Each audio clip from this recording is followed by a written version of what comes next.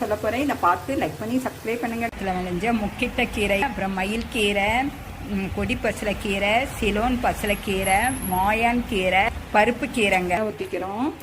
கடுகு 1 ஸ்பூன் போடுறோம். ஜீரகம் 3/4 ஸ்பூனு, பருப்பு 1 ஸ்பூனு, சின்ன வெங்காயம் பொடியாக நறுக்கிறது ஒரு 10 வெங்காயங்க. எல்லாத்தையும் ஒன்றா வதக்கிக்கலாம்.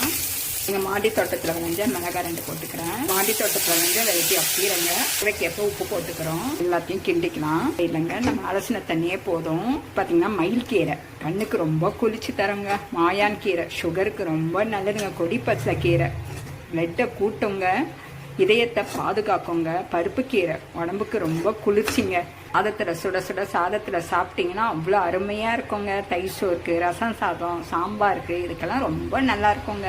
1/4 ஸ்பூன் போட்டுக்கிறோம். ஒரு 2 நிமிஷம் வதக்கிக்கலாம். தேங்காய் 3 ஸ்பூனுங்க. இப்போ ஒரு பெரட்டு பரட்டிடலாம். 2 நிமிஷம் வதங்கட்டும். சூப்பரான கீரை பொரியல் ரெடி.